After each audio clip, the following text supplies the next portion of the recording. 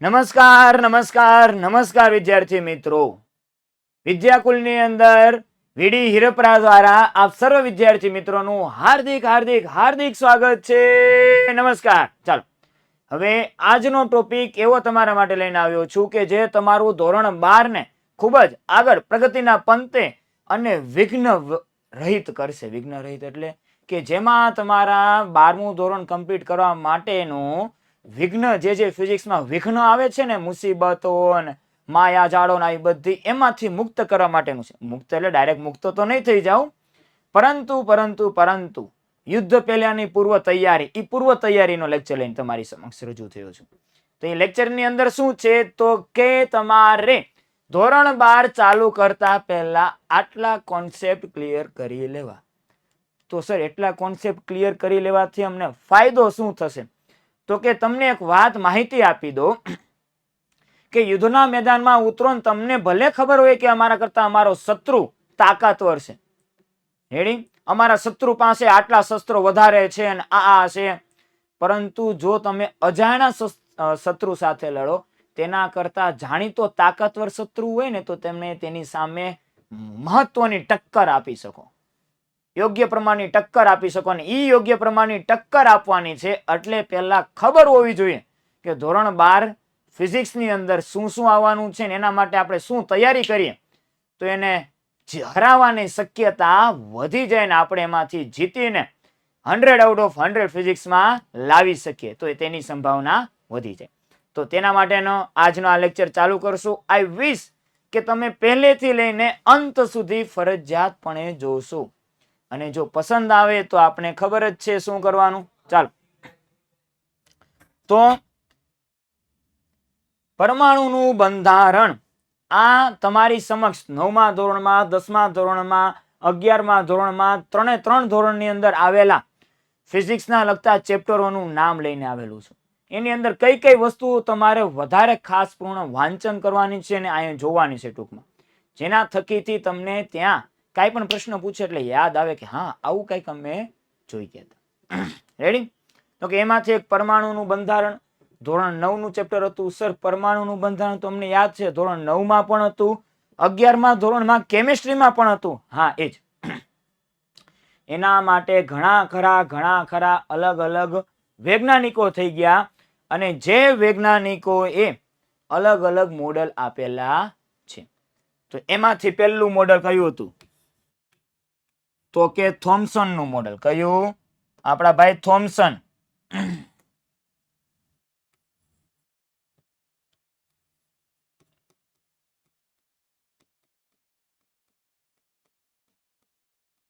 હવે થોમ્સન નું મોડેલ શું કે તો કે થોમ્સન નું પ્લમ પુડિંગ મોડેલ હતું. કેવું? પ્લમ પુડિંગ, છોલે ભટુરે ના, છોલે ભટુરે નહીં. પ્લમ પુડિંગ મોડેલ મીન્સ કે તરબૂચ જેવું વોટરમેલન મોડેલ કહેવાતું. વોટરમેલન મોડેલ ની અંદર કેવું હોય તો કે સર આજુબાજુમાં મજા આવી જાય એવો લાલ લાલ માવો હોય અને એની વચ્ચે આ હા બી આવેલા હોય, ઈ નડતરૂપ થાય કાઢવા પડે ત્યારે. તો ઈ જ પ્લમ પુડિંગ મોડેલમાં થોમ્સન એવું ભાઈ કીધું કે જે લાલ લાલ હતું ને એવી રીતે બધી જગ્યાએ ઇલેક્ટ્રોન વિસ્તરણ પામેલા છે. શું પામેલા છે? વિતરણ, વ્યવસ્થિત રીતે. અને વચ્ચે જ્યાં જ્યાં સીડ્સ હતા વોટરમેલનના, એવી જ રીતે એની વચ્ચે ધન વિદ્યુત ભાર આવેલો છે. આવું પ્લમ પુડિંગ મોડેલ કહેતું હતું. પરંતુ એની ઘણી ખરી મર્યાદાઓ હતી, ઘણી ખરી વાતો નતો કહી શકતો. કે એમાંથી જ એક આલ્ફા પાર્ટિકલનું પ્રકીર્ણન હતું, એ ન કહી શક્યો. એમાંથી નીકળતી અમુક સ્પેસિફિક તરંગ લંબાઈઓ જ બહાર નીકળે છે, એ ન સમજાવી શક્યો. હવે ઘણી ખરી વાતો નતું સમજાવી શકતું અને ઘણી ખરી વાતો ન સમજાવી શકવાના લીધેથી સાબિત થયું કે થોમ્સન ભાઈ કહેવાતા ખોટા. પછી આવ્યું રધરફોર્ડ મોડેલ.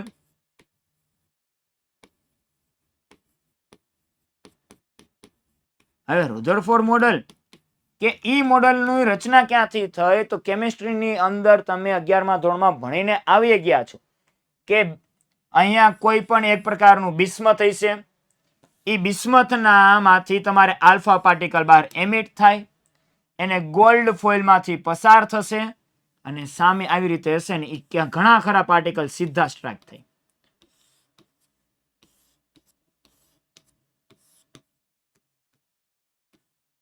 આવી રીતે તમે જોઈ ગયા હતા. તો કે હા સર કંઈક યાદ તો આવું જ આવે છે એની અંદર તમે શું જોઈ ગયા કે આખે આખા પરમાણુમાં 99.99% દળ 99.9% દળ એના કેન્દ્રમાં જ બધું આવેલું છે અને એની આજુબાજુમાં ઇલેક્ટ્રોન આવેલા છે. શું આવેલા છે? ઇલેક્ટ્રોન. બધું દળ અહીંયા અને સાથે સાથે એમ પણ કીધું જે બધું દળ છે ને એમાં પ્રોટોન પણ છે. શું છે? પ્રોટોન. એટલે ધન વિદ્યુત ભારિત બધું કેન્દ્રમાં, આજુબાજુમાં બધું ઋણ વિદ્યુત ભારિત છે અને જેની વચ્ચે ખૂબ જ જગ્યાઓ આવેલી છે. આવી બધી માહિતી આપતા હતા. પરંતુ છતાં પણ હજી એની સ્પેસિફિકેશન ઘણું ખરું નતા આપી શક્યા. ઘણી ખરી એની રધરફોર્ડની મોડેલની મર્યાદાઓ હતી કે ચોક્કસ તરંગ લંબાઈઓ જ શેમાંથી કયા કારણોસર નીકળે છે. રધરફોર્ડના મોડેલની અંદર આજુબાજુમાં કક્ષામાં જો પરિભ્રમણ કરતા હોય તો એવું કહેવાતું કે પરિભ્રમણ કરતું હોય તો કેન્દ્ર ત્યાગી પ્રવેગ હોય. હવે પ્રવેગ હોય તો ઉર્જાનો બહાર નીકળે અને જો ઉર્જા બહાર નીકળે તો મારો બટો ધીમે ધીમે આમ પરિભ્રમણ કરતો આમ કરતો એ ગયો. તો કે ઇલેક્ટ્રોન આજુબાજુમાં રહેવો જ ન જોઈએ, અંદર વહી જવો જોઈએ, પરંતુ જાતો નથી. જેમ તમને ક્લાસમાં મોકલવાનું કેવું, પરંતુ તમે જાતા નથી. એ જ રીતે તો આવી ઘણી ખરી બાબતો નતા સમજાવી શકતા.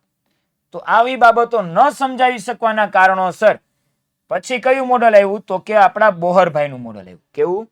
Bohr model.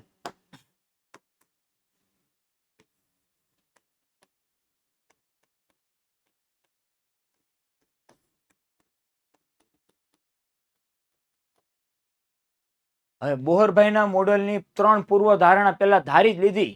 એડી કઈ મગજમારી મારે જોતી જ નથી. બોહરભાઈ એવું કહી દીધું, આપણે કઈ મગજમારી કરવી નથી, આપણે આ 3 વસ્તુ ધારી લે, આવું ને આવું હોવું જોઈએ. વાત પૂરી. એડી પછી કોઈ પ્રશ્ન પૂછવા જ ન આવવો જોઈએ. પછી કામ જ આપણે કર્યા રાખવાનું.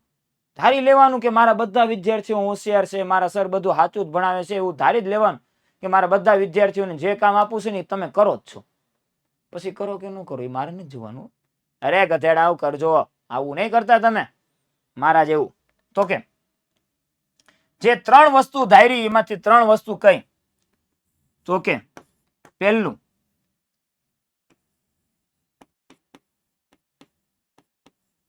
ચોક્કસ કક્ષામાં પરિભ્રમણ. ચોક્કસ કક્ષામાં પરિભ્રમણ. અને એવી જ કક્ષામાં પરિભ્રમણ કરશે કે એ ચોક્કસ કક્ષામાં જ્યારે પરિભ્રમણ આમ કરતું હોય છે ને મારો બટ્ટો આમાં, ત્યારે ઉર્જા આમ બહાર ફેંકશે નહીં. એ પહેલું એનું પોસ્ટ્યુલેટ, ધારણા, બોહર મોડેલની ધારણા. એ પહેલી ધારણા હતી. બીજી ધારણા તો કે એવી જ કક્ષામાં ગતિ કરશે કે જેનો કોણીય વેગમાન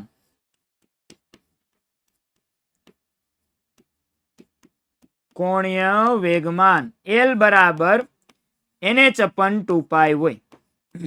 આવું તમે 11મા ધોરણમાં કેમિસ્ટ્રીમાં જોઈ ગયા હતા. અને છેલ્લે ત્રીજી કે મારો બટો જ્યારે આ ન્યુક્લિયસ હશે એની આજુબાજુમાં એક કક્ષામાંથી બીજી કક્ષામાં પરિભ્રમણ કરશે, ઉપરથી નીચે અથવા નીચેથી ઉપર જાય, ત્યારે બંનેના ઉર્જાના તફાવત જેટલી ઉર્જા શું કરશે? આમ બહાર મુક્ત કરશે. શું કરશે? આમ મુક્ત. હેડી તો અહીંયા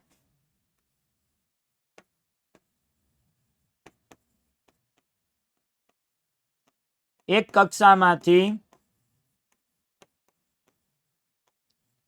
બીજી કક્ષામાં જાય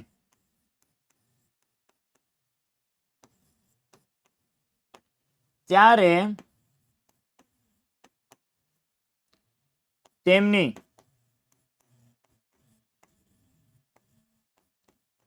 ઉર્જાનો તફાવત જેટલી ઉર્જા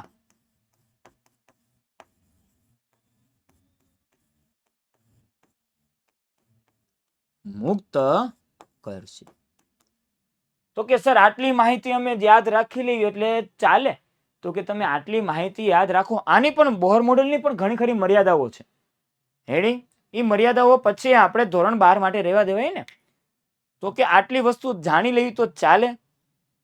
આટલી વસ્તુ જાણી લ્યો ને એટલે ચેપ્ટરમાં જેવા તમે એન્ટર થાવ એટલે તમને કાંઈ પણ અજાણું ન લાગે, બધું જાણીતું લાગે. અને જો જાણીતું જાણીતું લાગે તો થોડી થોડી થોડી થોડી નવી નવી વસ્તુ હોય ને તો એને તમે સરળતાપૂર્ણ શીખી શકો. એટલે આ વસ્તુનો ખ્યાલ હોવો જોઈએ. પછી બીજું હજી આગળ વધીએ તો કે પ્રકાશનું પરાવર્તન અને વક્રીભવન. હા સર, આવું તો કાંઈક અમને થોડું થોડું યાદ છે. હવે તમને કહી દઉં 12મા ધોરણની અંદર ચેપ્ટર નંબર 9 અને 10 100% પ્રકાશ ઉપર જ છે. અને એનું વેઇટેજ તમારે એવું કહી શકાય કે 18 થી 20 માર્ક જેટલું છે. કેટલું? 18 થી 20 બંને ચેપ્ટર થઈને બોર્ડની પરીક્ષાની અંદર. હવે 18 થી 20 માર્ક, 100 માંથી 20 માર્ક માત્ર ને માત્ર 2 ચેપ્ટર આપી દે. 100 માંથી 18 માર્ક માત્ર ને માત્ર 2 ચેપ્ટર આપી દે. અને એનું સાથે પહેલું ને બીજું ચેપ્ટર કરી નાખો એટલે 18 દુ 36, 4 ચેપ્ટર કરી નાખો ને 14 માંથી તો મારા બટા તમે પાસ જ છો. फिजिक्स में फेल होना डिफिकल्ट है, पास होना डिफिकल्ट नहीं है. If you use your smartness. તમે તો છો જ. તો પ્રકાશનું પરાવર્તન અને વક્રીભવન, તો કે એમાંથી જ તમારા માટે એક પરાવર્તન લઈને આવ્યો. પરાવર્તન એટલે શું? પરાવર્તન એટલે આપણે સિમ્પલ રોજ સવારમાં ઉઠીને આમ કરે છે, આમાં વાળ બાળ અરખા કરીએ ને આવું બધું કરીએ. સર એમાં પરાવર્તન ક્યાંથી? તો આ બધી જે કરતા હશે ને ત્યારે તમારી સામે અરીસો હશે અને તમને બતાવતું હોય છે કે તમે કેટલા ખૂબસૂરત લાગો છો. આ હા સર, મજા આવી ગઈ. કેટલા છોકરાઓ કેટલા હેન્ડસમ લાગે છે. તમારી બરાબરીમાં કોઈ ન આવે આવું બધું દેખાડે તમને અરીસો. એમ લાગે કે મૂછને આમ વળિયા દેવાની જરૂર છે. આ હા, કેવી મસ્ત લાગે. વાળની લટ જરાક વિખાઈ ગઈ. તો આવું બધું જે તમને બતાડનાર છે અરીસો તમારું પ્રતિબિંબ બતાવે. શું બતાવે? પ્રતિબિંબ. તો કે ઈ જ રીતે તમારા પ્રકાશના કિરણો અરીસા ઉપર ગયા, ત્યાંથી રિફ્લેક્ટ થયા, પરાવર્તન થયા અને મળ્યા, એને કહેવાય પરાવર્તન. એના અમુક નિયમો છે. જોમ કે અહીંયા તમને ખ્યાલ આવશે કે આ અરીસો છે. અરીસા ઉપર પ્રકાશનું કિરણ આ રીતે આગળ જાય છે.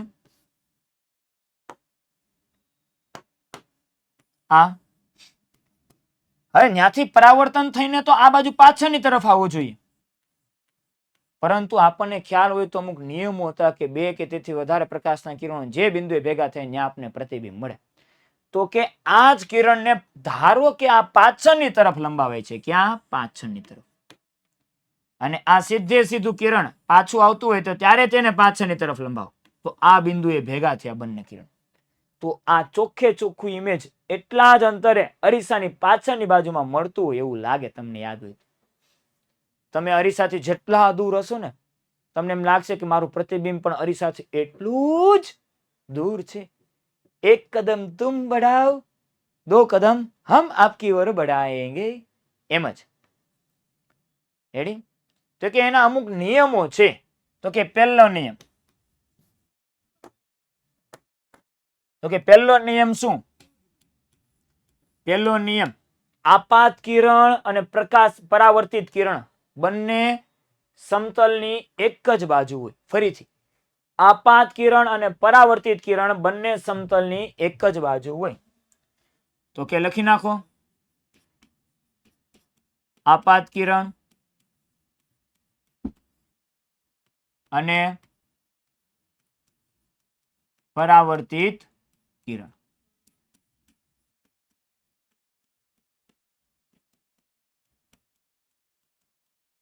સમતલની એક જ બાજુ હોય.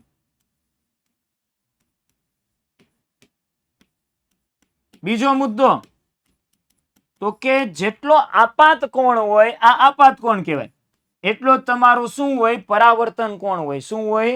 પરાવર્તન કોણ. તો બીજો મુદ્દો એમ પણ લખી શકાય કે આપાત કોણ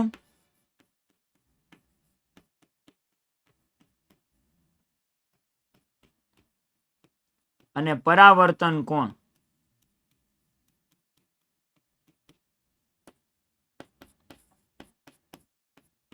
સમાન હોય છે.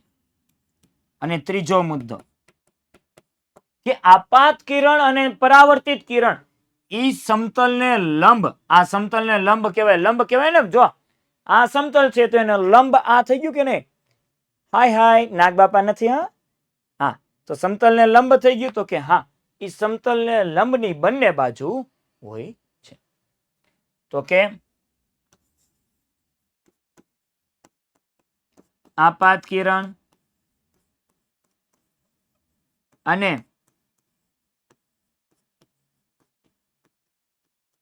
પરાવર્તિત કિરણ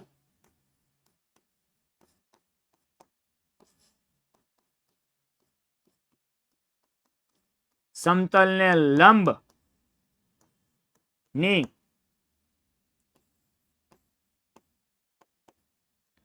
પરસ્પર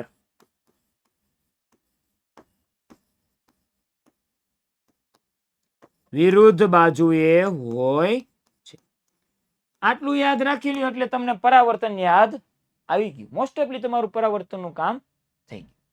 હજી આગળ વધીએ તો કે સર પરાવર્તન તો સમજાનું, હવે વક્રીભવન સમજાવો. તો કે ઘણી વાર તમે ઇન્સ્ટાગ્રામની રીલ્સ જોતા હશો. સર ઘણી વાર નહીં, અમે સવારથી લઈને સાંજ સુધી ઇન્સ્ટાગ્રામની રીલ્સ જ જોયા રાખતા હોય. મારા બટા તમને તકલીફ જ છે કે તમે એમાં ટાઈમ વેસ્ટ કરો છો. ઇન્સ્ટાગ્રામની રીલ્સની અંદર પણ સારું સારું આવે, જેમ કે એમાં સાયન્સને લગતી કોઈ પણ ચેનલ હોય, સાયન્સને લગતું કોઈ પણ એકાઉન્ટ હોય, એને ફોલો કરો તો એના કંઈ પણ નવા નવા આઈડિયા તમારી સમક્ષ રજૂ થાય. આવી વસ્તુ પણ તમારે જોવાય. ઓલું તમારે બેટા આ ગીત ગાયું, વાં પૂછડું થયું, વાં પૂછડું ઢીકાણું થયું, આવી બધી વસ્તુમાં નહીં પડાય. તો એવી જ રીતે વક્રીભવન છે. તો તમારે આજે ને આજે કાંઈ પણ મગજમારી વગર આજે ને આજે ઘરે જવાનું. સર અમે ઘરે જ છીએ, તો ઘરે ને ઘરે બેઠા બેઠા ઘરે જઈને મમ્મીને કહેવાનું, મમ્મી કાચનો ગ્લાસ આપો. મમ્મી પાસેથી કાચનો ગ્લાસ લેવાનો, એમાં પાણી નાખવાનું છે. શું નાખવાનું? પાણી. હવે પાણી નાખીને ઉપરથી પેન્સિલ, બોલપેન કાંઈ પણ અંદર નાખીને જોવાનું છે. અને તમને જોશો તો તમને આવું ફેરફાર દેખાશે. આ સપાટી છે ને સપાટીના ઉપરના ભાગમાં, નીચેના ભાગમાં આવો ફેરફાર દેખાશે, અથવા આવી રીતે ફેરફાર દેખાશે. તો કે આ ફેરફારને શું કહેવાય? વક્રીભવન કહેવાય. શું કહેવાય? વક્રીભવન. ઉદાહરણ તરીકે બીજી એની વ્યાખ્યા કહેવા જાય તો વ્યાખ્યા કંઈક આવી છે.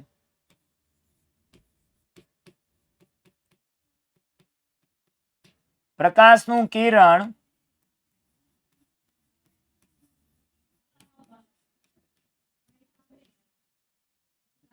એક માધ્યમમાંથી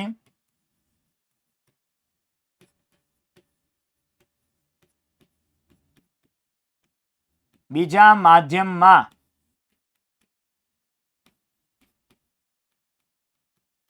દાખલ થાય ત્યારે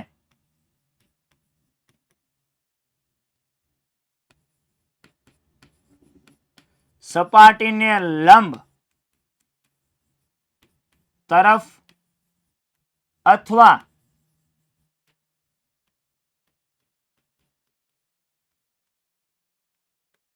લંબથી દૂર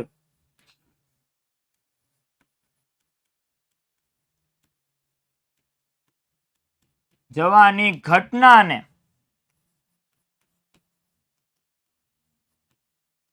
વક્રીભવન કહે છે. યાદ કરો, વક્રીભવનના કઈક શબ્દો હતો આપણા સ્નેલભાઈ જોઈ ગયા હતા તમે. સ્નેલભાઈનો નિયમ. આ સ્નેલભાઈનો નિયમ નહીં લખતા હો, ખાલી સ્નેલનો નિયમ લખજો. શું જોઈ ગયા? તો કે સર n1 sin θ1 બરાબર n2 sin θ2. કઈ પણ જોઈ ગયા હતા?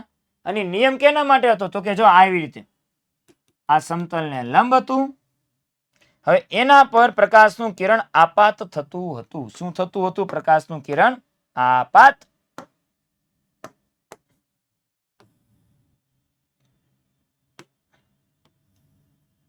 તો અહીં જોશો આ કેસની અંદર સમતલની નજીક આવ્યું. જો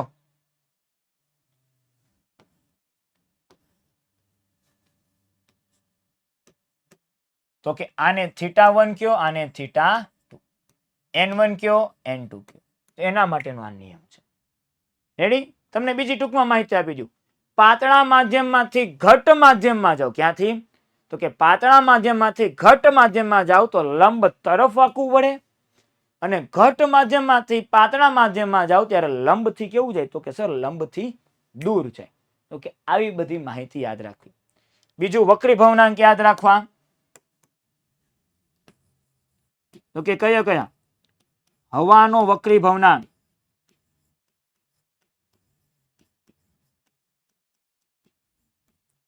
એક આવે.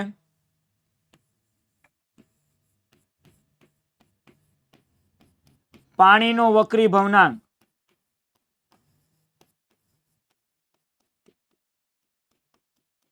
1.33 આવે.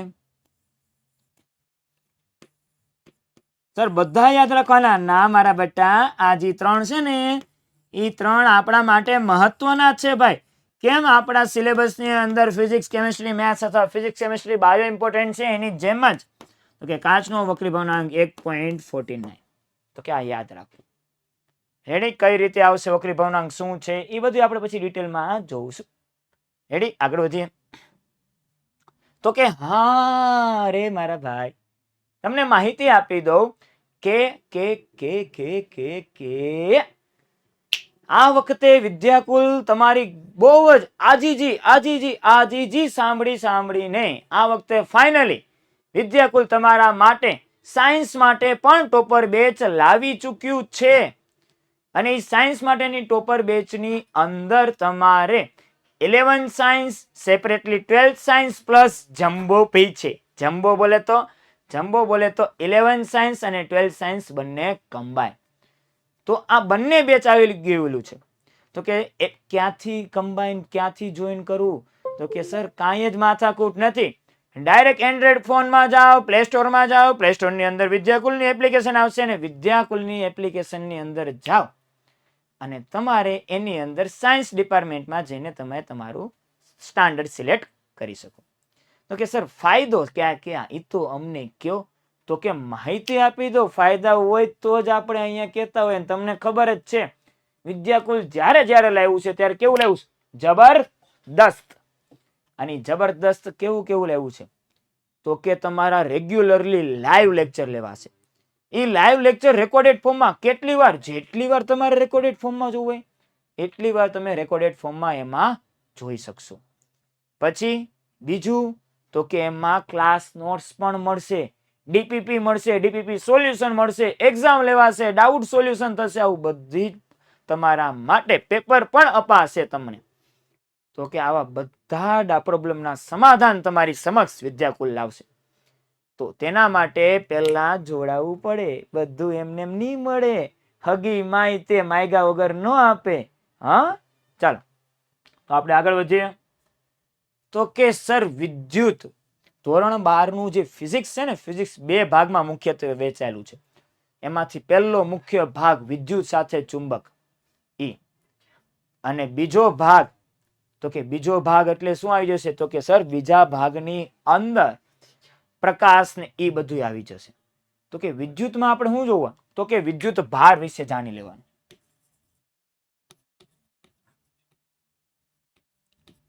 તો કે પેલા અણુઓ કયા કયા ભાઈ? પરમાણુ અણુના બનેલા ભાગ કયા કયા? તો કે એક તો ઇલેક્ટ્રોન, બીજું ભાઈ આપણા ભાઈ પ્રોટોન, મોટા ભાઈ કહેવાય. હા, મોટા ભાઈ છે, પરંતુ એનાથી મોટા ભાઈ મજલે ભૈયા એનાથી પણ મજલે ભૈયા કોણ છે? તો કે ન્યુટ્રોન. હવે એમાં ઇલેક્ટ્રોન નો વિદ્યુત ભાર એને ઈ વડે દર્શાવાય અને એનો વિદ્યુત ભાર -E જેટલો. પ્રોટોન ને P વડે દર્શાવાય, એનો વિદ્યુત ભાર +E અને ન્યુટ્રોન નો વિદ્યુત ભાર 0. આવી વસ્તુનો ખ્યાલ રાખવો જોઈએ. વિદ્યુત ભારના 2 જ પ્રકારો છે. બીજું તો કે વિદ્યુત એટલે તો કે પ્રવાહનું વહન આપણી આજુબાજુમાં તમે આ ફોનમાં જોવો છો. શું કામે? બેટરીમાં ચાર્જ છે. ચાર્જ કોના લીધે છે? તો કે એમાં પોઝિટિવ નેગેટિવ પોટેન્શિયલ હતો સાહેબ, એના લીધે ચાર્જ છે. ઘરે જઈને સ્વિચ ચાલુ કરો, લાઈટ થઈ. તો એ લાઈટ પણ આ વિદ્યુત ભારના લીધે જ છે. પંખો ચાલુ થયો, એસી ચાલુ થયો, લેપટોપ ચાલુ થયો, આજુબાજુમાં કાંઈ પણ વસ્તુ જોઈ લ્યો ની તમે, બધી જ વસ્તુ તમારે આ વિદ્યુત ભારના આધારે છે. અને વિદ્યુત ભારમાં પ્રવાહનું વહન ધ્યાન રાખો કે ઉચ્ચ વિદ્યુત સ્થિતિમાનથી નીચા વિદ્યુત સ્થિતિમાન તરફ હોય. બીજી વસ્તુ આગળ જોયું હોય તો કે વિદ્યુત ભાર વહન, ઋણ વિદ્યુત ભારના લીધે પ્રવાહનું વહન થશે ઘન વિદ્યુત પ્રવાહની અંદર, ઘન પદાર્થની અંદર.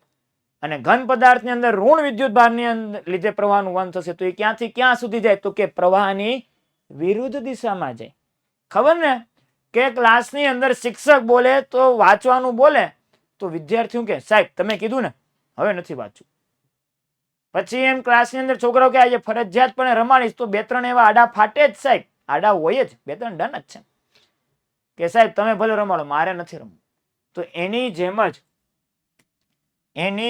જ કોઈ પણ પ્રવાહધારિત તારની અંદર જો પ્રવાહ I આ દિશામાં વહન પામતો હોય એનો મતલબ ઇલેક્ટ્રોન એની વિરુદ્ધ દિશામાં વહન પામતો હોય. કયા કારણોસર? ધોરણ 12 હા બધું બતાવીશ ભાઈ. તો એમાં આવશે. પછી ઓહમનો નિયમ હતો ભાઈ ઈ પણ યાદ રાખો. તો કે ઓહમનો નિયમ કયો સાહેબ? તો કે ભાઈ વી બોલે તો બબીતા હસબેન્ડ અય્યર, બબીતાનો ઘરવાળો અય્યર. એ તો વી બરાબર અય્યર. ઓહમનો નિયમ આવો હતો. આર શું છે તો કે સર આર અવરોધ છે. એનો એસઆઈ એકમ શું તો કે ઓહમ છે. આના દાખલા પણ જોઈ ગયા હતા. વિદ્યુત ભાર અવરોધોનું શ્રેણી જોડાણ જોઈ ગયા, અવરોધોનું સમાંતર જોડાણ જોઈ ગયા. એ પણ યાદ હોવું જોઈએ. કઈ રીતે જો આવું હતું કઈક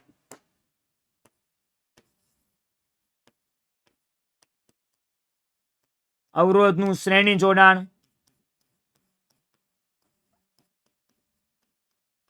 એનું સૂત્ર શું હતું તો કે સર આર ઇક્વિવેલેન્ટ બરાબર R1 plus R2 plus R3 plus તમે જેટલા જોડ્યા હોય ને એટલા લખી શકતા.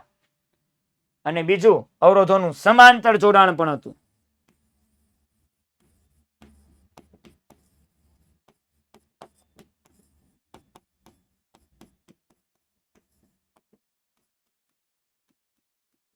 અને ઈ કેના માટેનું સૂત્ર કંઈક આવું હતું 1/R ઇક્વિવેલેન્ટ બરાબર 1/R1 પ્લસ 1/R2 પ્લસ જેટલા હોય એટલા.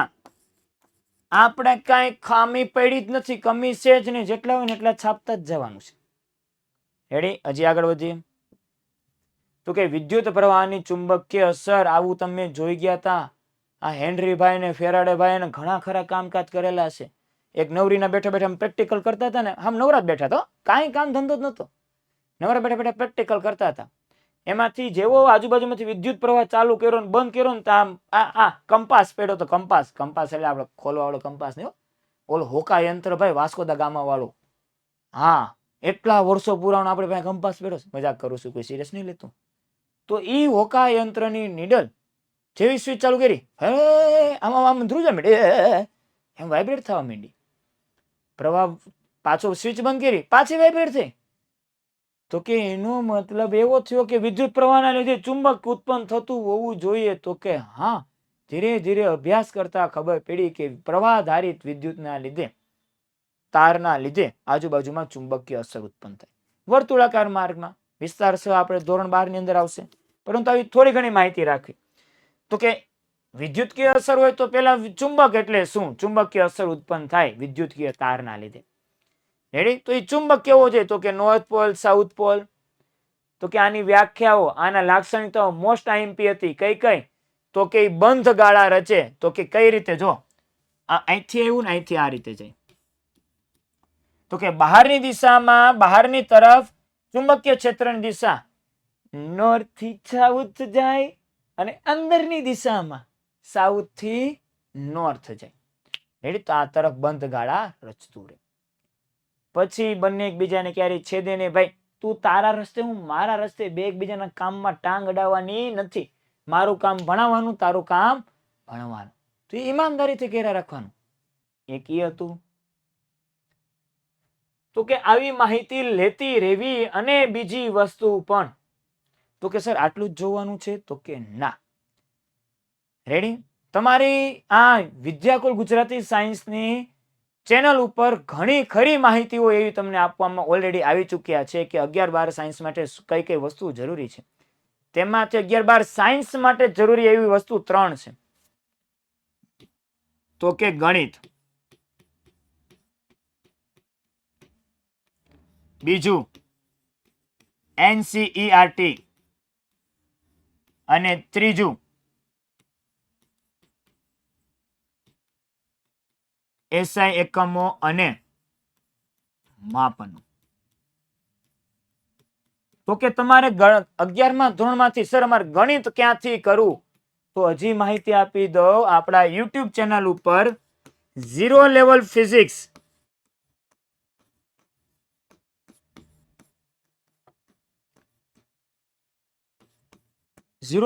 ફિઝિક્સ નો એક વિડીયો આવી ચૂક્યો છે કે જેની અંદર 11-12 ધોરણમાં બંને ધોરણમાં જે વસ્તુ ગણિતમાં ઇમ્પોર્ટન્ટ છે બધું વસ્તુ મૂકવામાં આવેલું છે. 1.5 કલાક જેટલો છે, તો પૂરેપૂરી તૈયારી સાથે નિંદર ન આવે. ધ્યાન રાખજો, જો 1.5 કલાકની અંદર નિંદર આવે એમ હોય તો 45 મિનિટના 2 ભાગ કરીને લેક્ચર જોવો. રેડી? પરંતુ પરફેક્ટ જોવો, જોવા ખાતર જોવાનો નથી, કારણ કે બંને વર્ષ 12મા ધોરણનો સવાલ છે. તો એ જોજો, ગણિતની અંદર માહિતી મળી જશે.